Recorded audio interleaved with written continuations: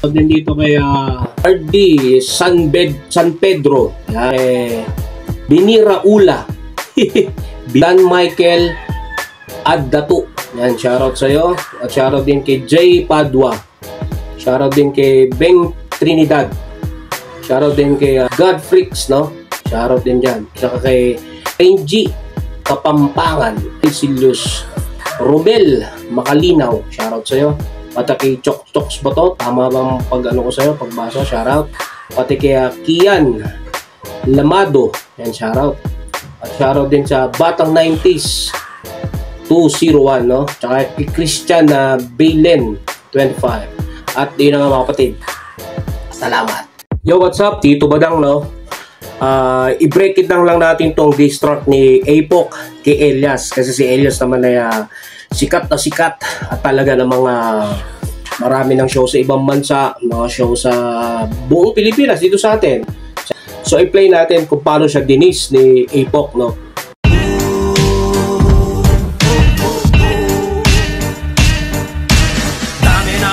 Kay Elias, diba? Puro cover sumikat sa kanta ng iba. Yun o, ang dami na daw komento kay Elias, diba? Dahil sa pagko-cover niya, marami na siyang sumikat na kanta. So talagang pinapamukha dito ni Apok na walang originality to si Elias, no?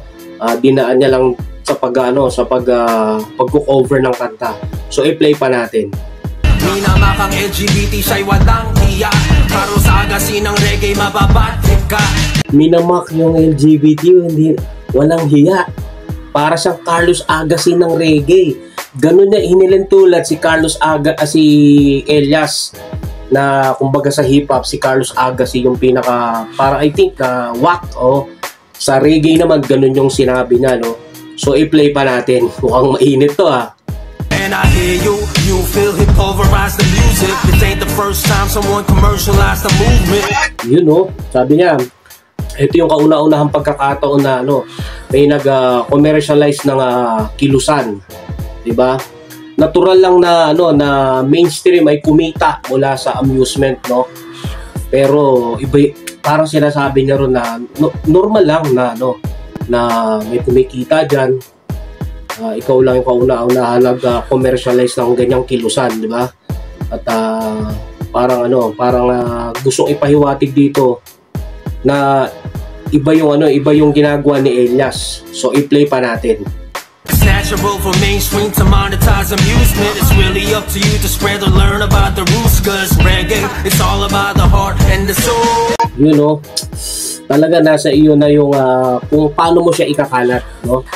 Sabi niya rito, no, pag-aaralan mo ang mga ugat ng reggae, no.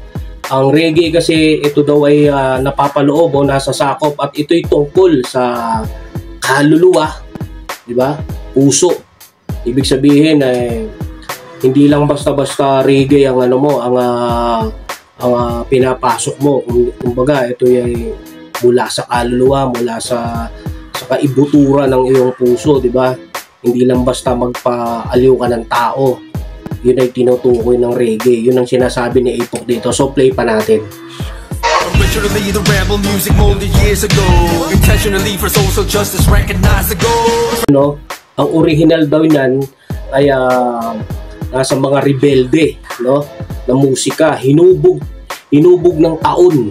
Yan ang sinasabi ni Apok dito. At nakalipas ng mahabang panahon, di ba? Intentional para sa katarungan panlipunan, kilalanin ang layunin. Yun ang sinasabi ni Apok, di ba? And intentional for social justice, recognize the goal. Yun nga, yung intentional para sa katarungang panlipunan, kilalanin ang layunin. Hindi ka basta dyan mag-reggae lang. Yun ang gusto ni Apok ipamuka at ipahiwatig dun kay Elias. Actually, malalim to. Pakinggan pa natin to si Apok. Talagang tinuunan niya ng panahon at oras. Traditionally for peace and love, so homie you should know. Ain't gonna bash the artist who get his hands demolished. It's not about the poor taste, it's about the lack of knowledge. You know, lack knowledge. Hindi ito tungkol sa sa masamang panlasa. Kung hindi sa kakulangan ng kaalaman. Parang sinasabi niya rito, no, na hindi ko naman natitirahin yung mga fans mo, yung mga followers mo, tagahanga mo.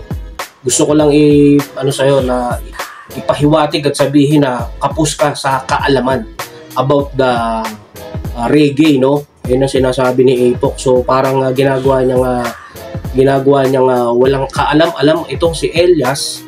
Basta reggae lang na reggae at cover lang ng cover. Parang yun ang gustong ipahiwatig ni Apok, no? So i-play pa natin.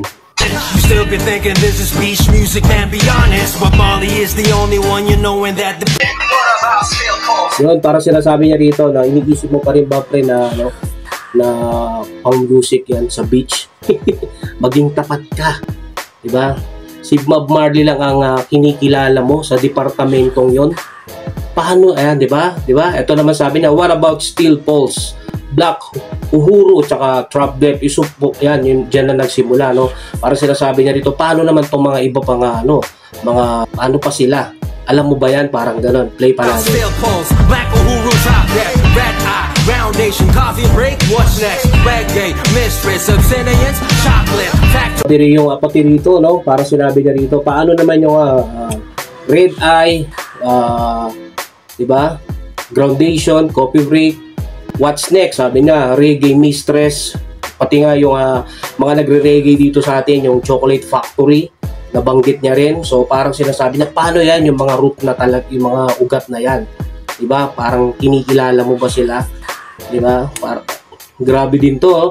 Talagang nag-research to si si Apok. Matindi ang kanyang rito, ang kanyang distract, no? So play pa natin. Factory, Lion and the Scouts, check the projects. Yun, no?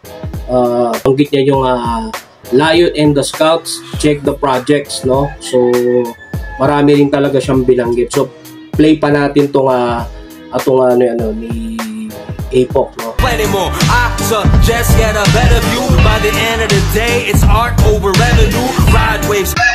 You know, at marami pang iba. Imumungkahi ko kumuha, no, ng mas magandang tanawin, no, sa huli. Mas mahalaga ang sining. Mas mahalaga ang sining kaysa kita. Yun ang parang pinapamukha dito na mas mahalaga ang sining kaysa sa kumikita ka ng malaki. Dahil diba yung sinabi niya, art over revenue. Parang kasi si Elias, parang walang halaga sa kanya yung sining. Basta cover lang siya ng cover. At i-play pa natin to, no? Cloud chase, that'll be the death of you. Cause friends die quick and real artists never do. Ibay yun. Malakas sa huli na sinabi niya, no? Sumakay sa alon, sumakay sa cloud, diba? Yan ang magiging dahilan ng inyong pagkamatay. Kumbaga sa sinasabi niya, kasi mabilis mamatay ang sumabay sa uso. At ang mga tunay na artista o artist ay hindi mamamatay. Ang lalim yun. Yun ang sinasabi ni Apok dito, no? Pag sumasabay ka sa cloud, sabay ka dyan sa alon, okay lang yan, andyan lang naman yan, no? Kasikatan o panahon. Pero ang tunay na artist ay hindi mamamatay. Kumbaga nasa puso yun eh. Ikaw kasi nandiyan ka lang sa kasikatan mo.